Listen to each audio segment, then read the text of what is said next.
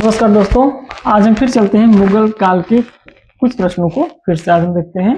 प्रश्न नंबर 1 है, किस शासक के अधीन हिंदू मानसबदारों की संख्या 33%, यानी कुल मानसबदारों का 1/3 भाग थी। किसके शासनकाल में?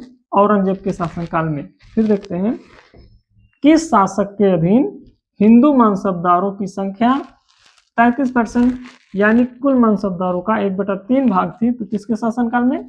औरंगजेब के शासनकाल में। प्रश्न नंबर 2 है, धर्मत का युद्ध, दूसरा है सामूगढ़ का युद्ध, तीसरा है बहादुरगढ़ का युद्ध और चौथा है देवराय का युद्ध। तो धर्मत का युद्ध कब हुआ था? अप्रैल 1658।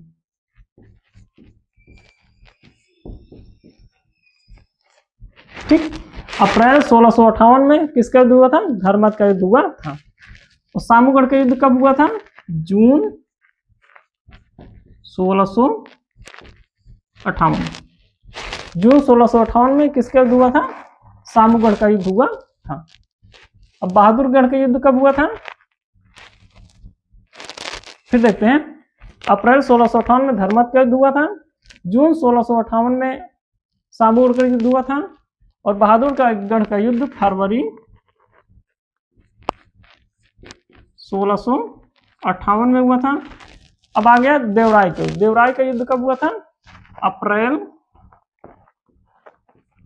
1659 में हुआ था।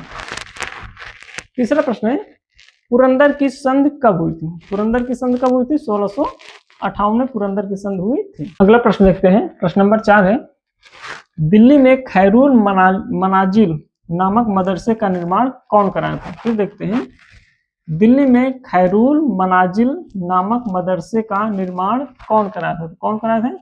माहम अनगा ने। अगला प्रश्न है, किस बादशाह की सेना में सर्वाधिक संख्या में दक्कनी अमीर थे? किसकी सेना में थे? औरंगजेब की सेना में सर्वाधिक संख्या में दक्कनी अमीर थे। अगला प्रश्न है, मुगल बादशाह किससे जागीर प्रदान करते थे? किससे जागीर प्रदान करते थे? महाल पैबाकी से। फिर देखते हैं, मुगल बादशाह किससे जागीर प्राप्त करते थे? किससे करते थे? महाल पैबाकी से। अगला प्रश्न है, 1582 में टोडरमल को कौन सा पद दिया गया था? तो कौन सा पद दिया गया था? दीवान अशरफ। फिर देखते हैं, 1582 में टोडरमल को कौन सा पद दिया गया था? तो कौन सा पद दिया गया था? दीवान अशरफ का पद दिया गया था। अगला प्रश्न है, नल दमयंती की कहानी का फारसी में अनुवाद किसने किया था? तो किसने किया था? फैजी ने। फैजी ने नल दमयंती की कहानी को फारसी में अनुवाद किया था। अगला प्रश्न है, जनता को झरोखा दर्शन देने की प्रथा को किसने समाप्त किया था? औरंगजेब ने। औरंगजेब ने अपने राज्यकाल में कई चीजों पर प्रतिबंध लगाया था, जैसे संगीत पर, इतिहास लेखन पर इत्यादि, इन चीजों पर उसने प्रतिबंध लगा दिया था।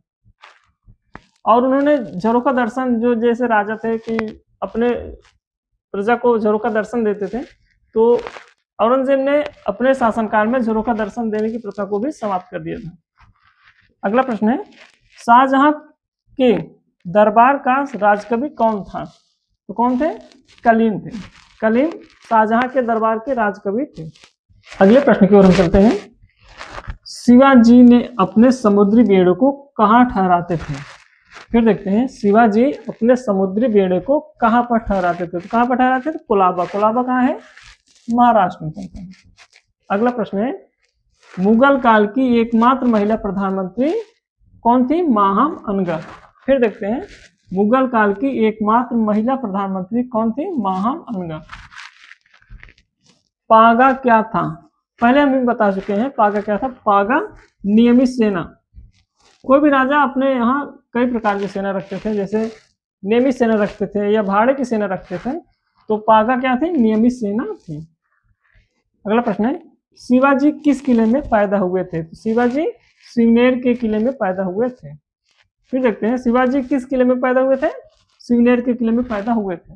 अगला प्रश्न है, किस मुगल सम्राट ने दीवान वजीरात एक कुल नाम से नए पद का गठन किया? फिर देखते हैं, किस मुगल सम्राट ने दीवाने वजीरात एक कुल नाम से नए पद का गठन किया? तो किसने किया था? अकबर ने किया था। प्रश्न नंबर 16 देखते हैं। हुमायूं के मकबरे में कुछ बादशाह तथा कुछ शहजादे दफनाए गए थे, इनकी कुल संख्या कितनी थी? इनकी कुल संख्या 6 थी।